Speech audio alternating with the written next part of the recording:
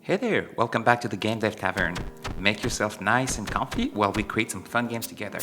My name is Nicholas and this is episode 19 of the tutorial series where we create a pixel art beat-em-up game in Godot. And welcome back. In this episode, we're going to continue working on the option screen. So in the last episode, we built a nice screen where we have all of the options well laid out. And now we'll just want to make sure that everything is properly plugged in. So the way this is going to work is basically whenever the player presses the escape key, we're going to show or hide the option screen. So for that, we're just going to have the UI script listen for the escape key. So let's hop over into the script. And whenever we do some processing, here, let's actually create another method called handle input. I usually like to separate my input processing from the other types of processing. And here we'll just check if is action just pressed, and the escape key is currently mapped to the action called UI cancel. And so here what we want to do is simply hop into the UI scene here. We'll just want to add the option screen as a child object to the UI scene. So here if we were to do Control-Shift-A and pick the option screen, you can see that it just overlays it nicely. So this UI node will simply instantiate the screen, add it as a child, and then whenever we press escape again, it will just remove it from its children. Okay, so back into the script, we're going to need a reference to the option screen. So let's go ahead and hop over to the top, called options. It's called prefab. We're going to preload it, and let's make sure that we load the scene object and not the code, so the tscn file. Okay, once this is ready, we can now instantiate it.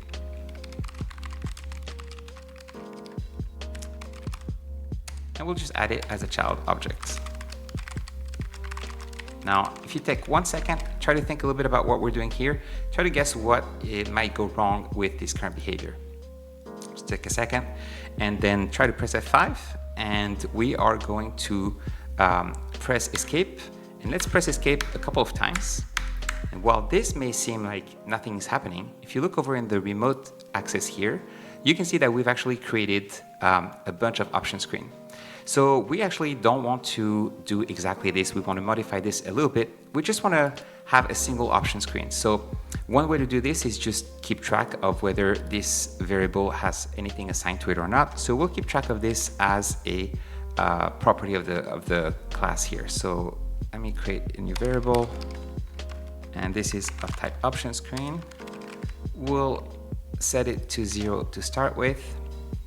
And then when we press escape here, let's just check if it doesn't exist, in which case we'll go ahead and instantiate it and add it as a child. Otherwise, we'll go ahead and remove it.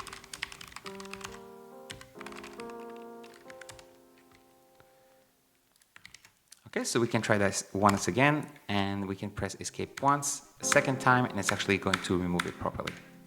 Okay, so this is great. However, you may notice something weird, which is that when we press escape, the game is still playing. So actually, we probably want to pause the game. We don't want the player to get killed while they're trying to mute the music. So let's hop over into our code and figure out how to pause the game. So in Godot, one special node, let me actually start it again. One special node, and we talked about this initially, is called the scene tree. This is the root node at the very top, and we can access that node from all over the code base. And we access it by using the method getTree.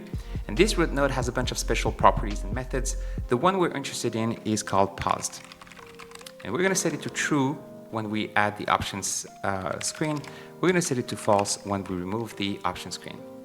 So what happens when we pause the scene tree? Well, we can actually click on this to see. If this is set to true, the scene tree is considered paused. This causes the following behavior. All of the physics are dropped, the collision detection, all the signals, basically all of that is halted. And then depending on the node's process mode, this is another property that each node inherits from. Maybe the process, physics process, and input may also not be called anymore. So what does that mean? Well, if you hop over into any node, you may see that, let me hop into the world view here, you will see that every node contains a process category where there is a property called mode, which can be set to one of 5 options. The first option is called inherit, which means that it just takes by default the value of its parent. And this is the case for every single node that we've created so far. The second is called possible, and this is the default for the very root node, so the scene tree, which means that currently when we run the game, because this is the default, every single node, every single child node is currently set to possible. And when things are set to possible, so we could do it here, what this means is inside this node, this process method here will simply be skipped altogether. So the node will still render properly, but all of the process and manipulation of movement and so forth, all of that will be skipped. The other options are when paused, meaning that this node will only run when the game is currently paused. And you also have always, which means that it ignores the value of the parent. It doesn't really matter what everything else does. This node is just going to run regardless. And finally, the last one is disabled, which is just the opposite. So we're going to keep this world node at inherit, but what we will want to do is make sure that the UI node actually still gets processed when the tree is paused.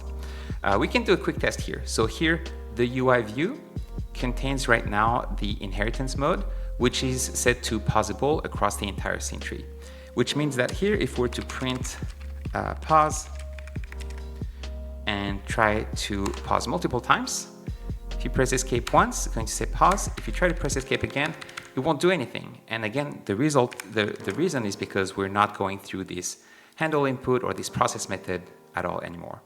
So in order to make sure that we still go through the process method for this UI node and all of the children, we want to pick the UI node here, and we'll set this mode to always. Okay, and now we can try this again. If you press F5, as soon as you press escape, you'll see that we still get the process method done. So next up, we'll need to persist the values. Right now, if you press escape and you make some changes to those values, press escape again, and once again, you'll see that those values are set back to the default. The reason for this is because we are destroying the object and recreating it again. So the values that get shown initially are the ones that get initialized as part of the scene. So because we're destroying this object, the object in itself is probably not the best place to store the information about the volume and whether we're having the screen shake. So let's go ahead and create a global object which we can reference. Start by file, new script, and let's locate this as part of the utils folder. Let's call this options manager.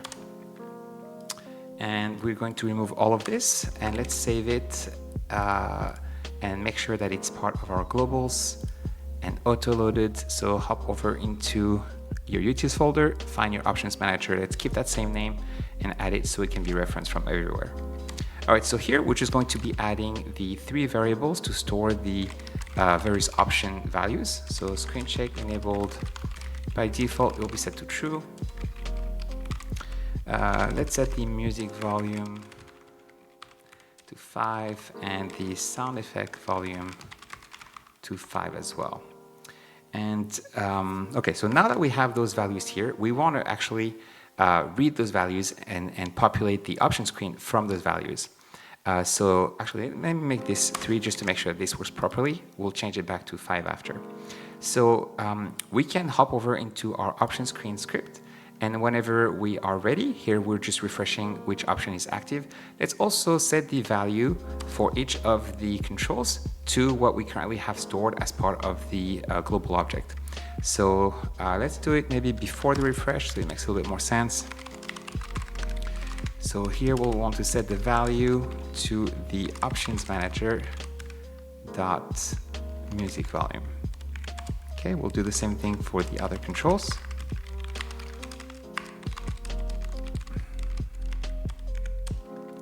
And shake control,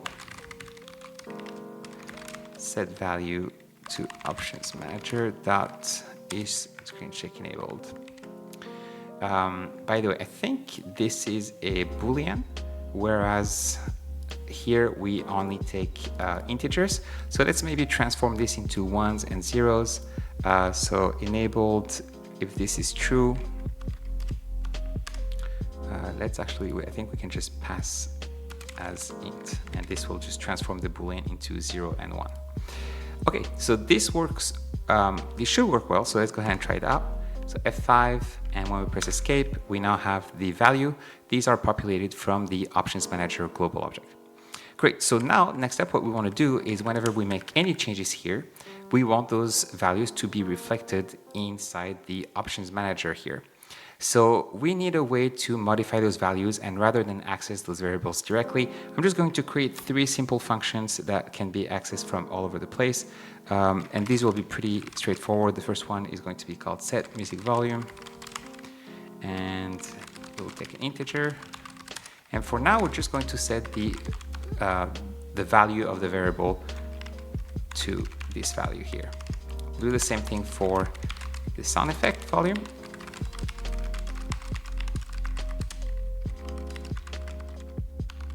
And for the screen check effect.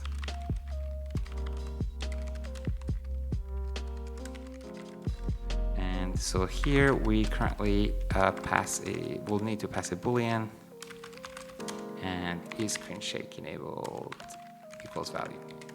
All right, so now that we have those 3 things done, we need a way to communicate to this global script. So right now, whenever we make some changes to those controls, we currently don't persist that anywhere. And so we want to keep track of whenever the user makes any change to those controls. So for that, we can just create a signal that can be propagated upwards to this parent. And I think it's probably going to be the same signal across all 3 controls. So maybe we can make that signal as part of activable control. So let's go ahead and create a signal called a value change. And we'll emit that signal whenever we're changing the value. So here, refresh. Okay, let's emit the signal here. And actually, we'll pass in the current value as an integer. All right, so whenever we're changing the value in any of the controls, we're emitting the signal. So now we can catch that signal as part of the options screen here, and we'll just connect to each of those. So on value change, connect, and let's create a method called onMusicVolumeChange. We're going to go all the way to the bottom. And here we want to persist it as part of the global object. So options manager dot set music volume value. Okay, we'll do the same thing for the other 2 controls.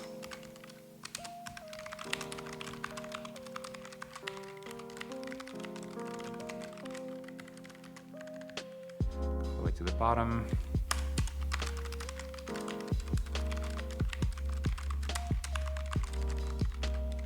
And this one is set SFX volume value. And finally, the last one is going to be shake control.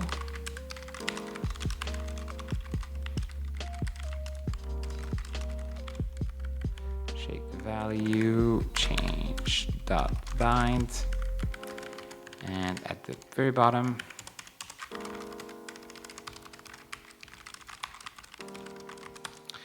and here we'll need to transform the integer into a boolean, set screen shake, and here we'll just check if the value is equal to 1. If this is true, then we'll send true as the value.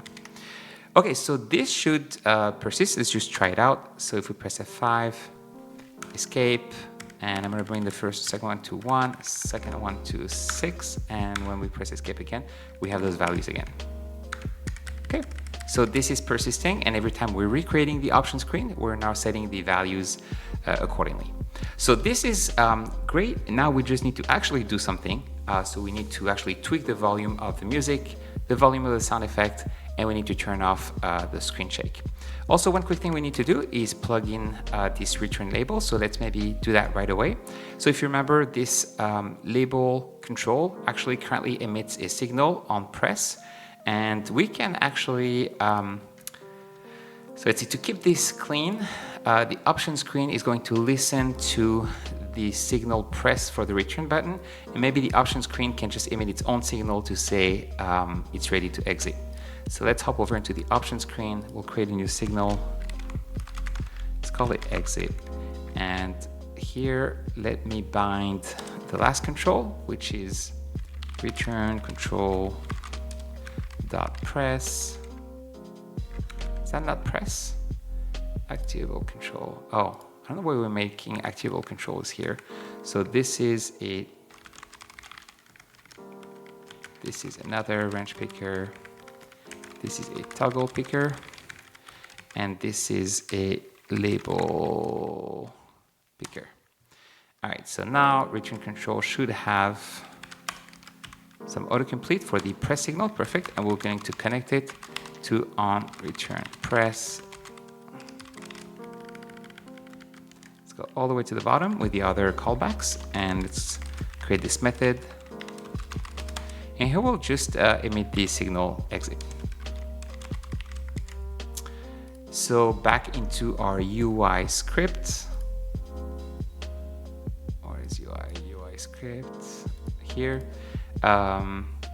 Okay, so when we create the object and we add it to the scene, let's listen to the new signal that we created. So options screen dot exit dot connect, and we actually want a method that does exactly these two lines here.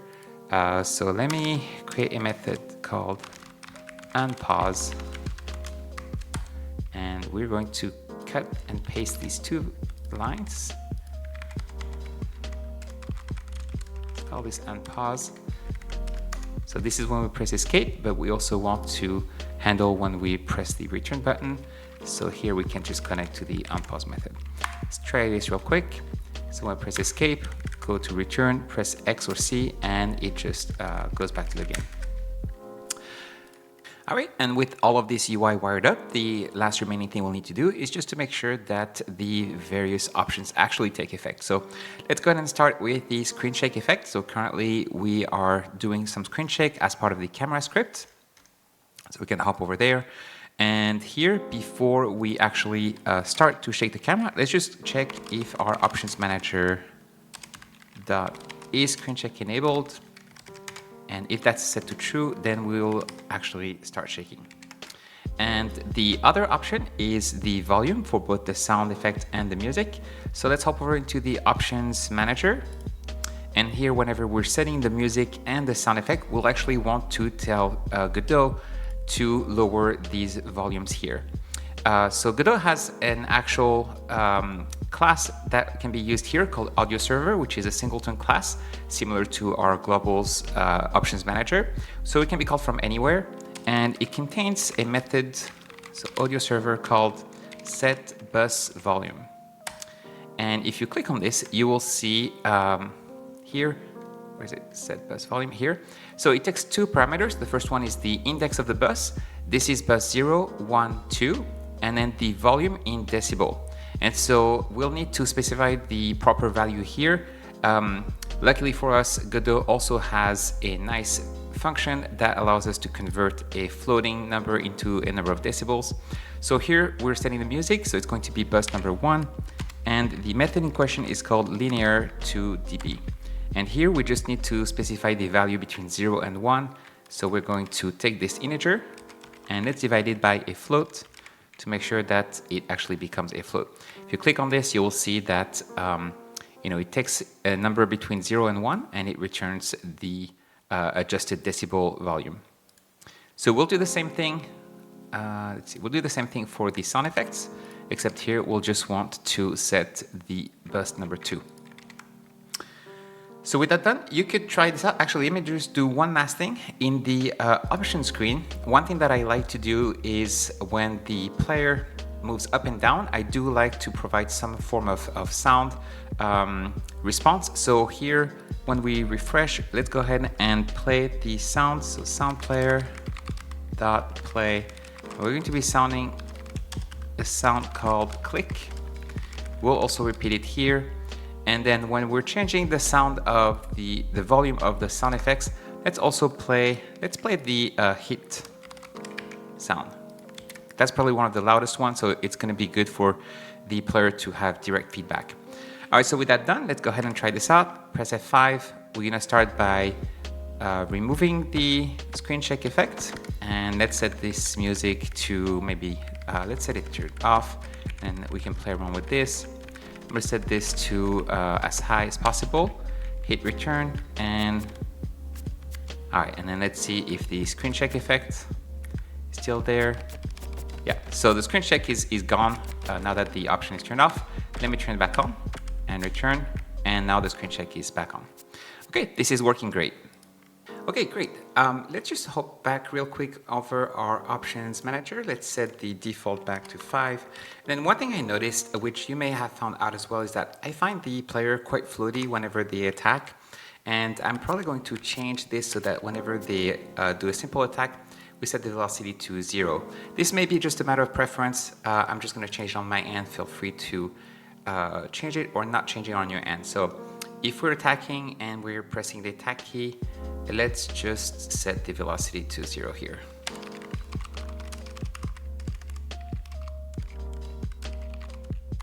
Okay, let's try this out.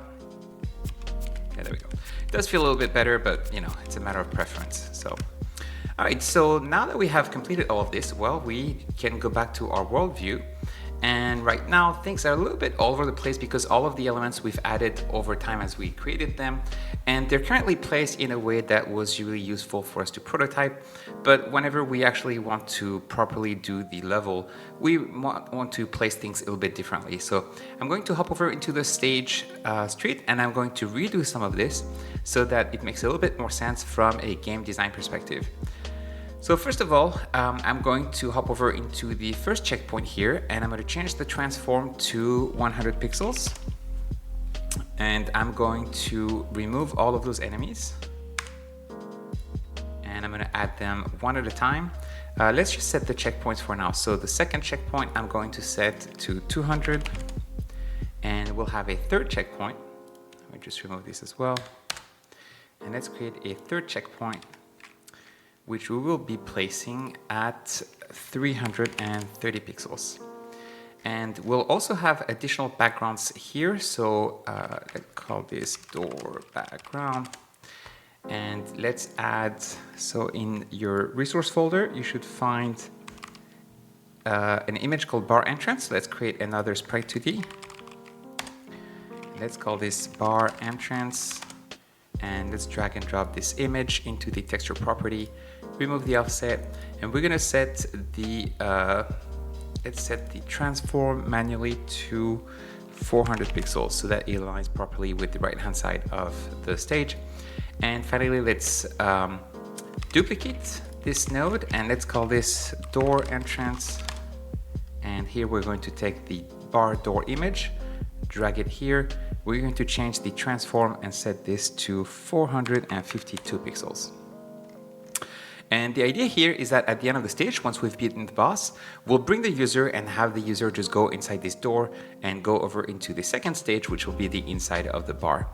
For that, we want to make sure that the player goes behind this specific image, and we're going to force the z-index to be positive so that everything goes behind this. So for that, you can hop over into ordering. We're going to set the z-index to 1, and we're going to remove this set as relative. Okay, now that this is done, we're going to start by placing all of our enemies. So first, let me move the door background, and we're going to place this, let me see, transform. Let's place this at 220. Probably a little bit more. Let's do 240. There we go. And we will place our door similarly. Let's just drag it there so that it aligns perfectly with the garage door. There we go. All right, in terms of barrels, we are going to, so this one has some food, and I'm actually going to place it here. So this will be the checkpoint where the boss will be, so it's always good to have, bring the health back to its maximum beforehand. And then this here will contain a knife, and I guess we can put that in between the two checkpoints. So once the first checkpoint is completed, the player will be able to knock this down, get the knife, and engage with these enemies here. All right, so let me start by placing some enemies, and the first checkpoint has 2 simultaneous enemies. Let's start by hopping over to the enemies, Control-Shift-A, add a basic enemy, And I'm going to place this first one to the right of the scene so that it engages with the player this way. Then I'm going to duplicate it, and I'm going to bring the next one from behind, so both of them attack the player from both sides. Let's bring another one down towards the bottom right, and then another one that will jump down from the top left. And the idea here is that as the player plays, we introduce different mechanisms inside the gameplay. So right now, none of those enemies have knives, and I think that's great. We do want to probably change the type of enemy. So maybe rather than have this guy here, I'm going to create a goon enemy. And let me bring this guy, here. I'm going to bring it as the fourth person, and I just want to remove the knife. Weapons. No knives for the first ones. Okay, and the second one, let me duplicate this again, and we're just going to place a couple of those all around the level so that it provides a little bit of different types of mechanics. I'm going to place this one here, place this one at the end, duplicate this one, bring it towards the middle. We should have roughly 10 enemies. 1, 2, 3, 4, 5. Okay, 10 enemies. And none of them should have weapons. Maybe some of the last ones, maybe let's do these two ones here, will provide the ability to have a knife. So let's do respawn knives and has knife. All right, so this is going to be it for this first checkpoint. I'm just going to hide this for now. It'll make it a little bit easier to see. And oops, this one. And then let's hop over to checkpoint number 2. So checkpoint number 2, we are going to be a little bit more aggressive. We're going to add some enemies first under the garage door.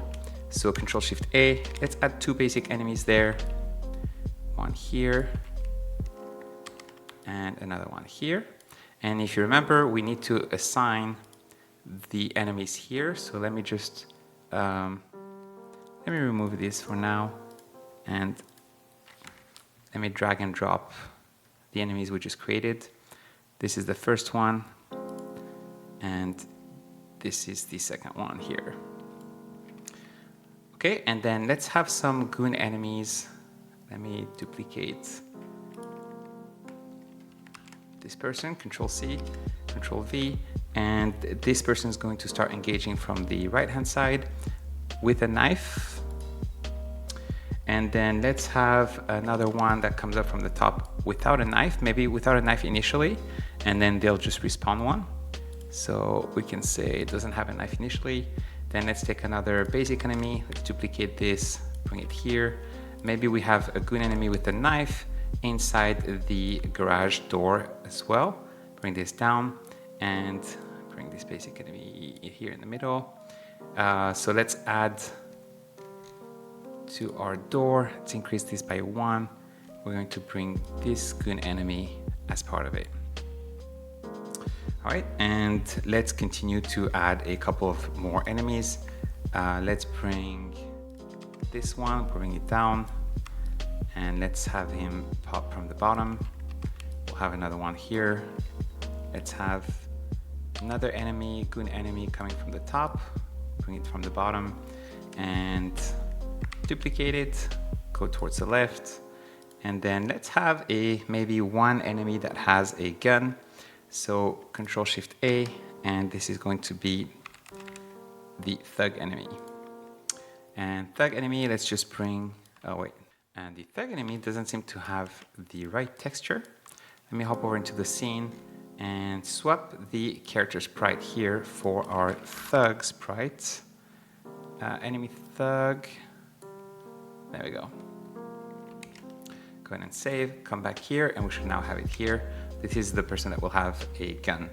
And let's have a couple more. So we'll duplicate some of these once again, move them around.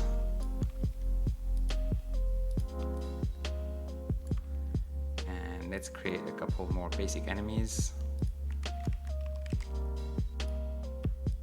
Bring them from the bottom. There we go.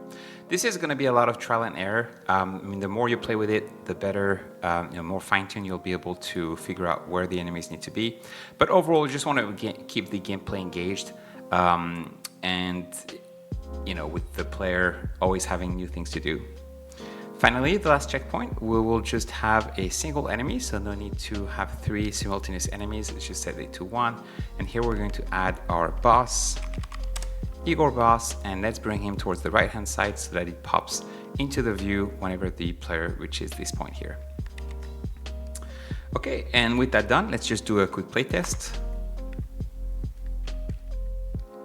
Looks like we have an error here.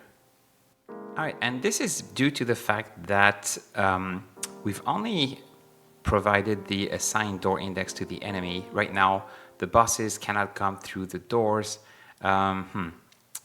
Let's go ahead, and we don't have a ton of time to properly fix this. Let's hop over into the Igor boss or to the basic enemy. And let's go ahead and copy this to our boss enemy as well.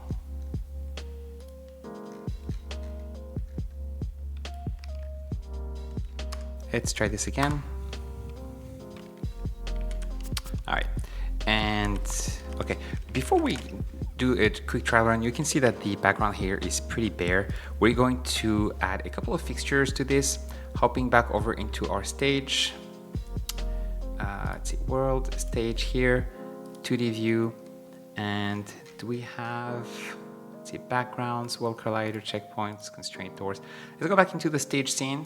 We're going to add a new container. So Control A, Node 2D, and let's call this fixtures.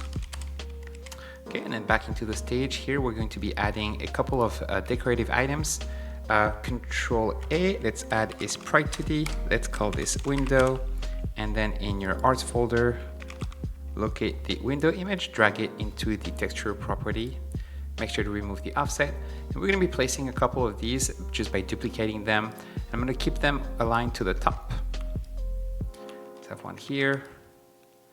Let's have another one here.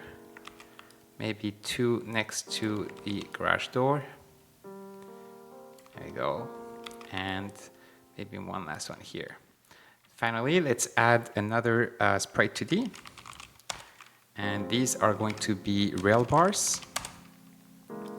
If you look in your folder again, you should find a rails image, drag it into the texture, remove the offset, and we'll go ahead and place these. I guess this one is fine. Let's duplicate it. We're going to bring it here. Duplicate it again. And let's bring it down 1 pixel. This basically just brings a little bit of variety to the level. And let's bring this one here. There we go. All right, we're ready to play test this. So I'm gonna try not to die, and let's see how it goes. All right, this feels a little bit better. Almost a little bit repetitive. So maybe we can lower the amount of windows that we have. Oh crap. All right, let me see if I can survive this. Not quite sure about the difficulty level. I think this is really something that gets fine-tuned over time as we play. Wow, this guy just melee chained me. All right, let's see. Come on up. Yeah, this is quite challenging. Oh, this should be a knife. Okay, we should fix this down the line. Shoot this guy. Shoot him again. Shoot. Oh my gosh. I don't think I'm gonna make it, guys. I think I'm gonna get knifed to death. All right, let's. There you go. Come on.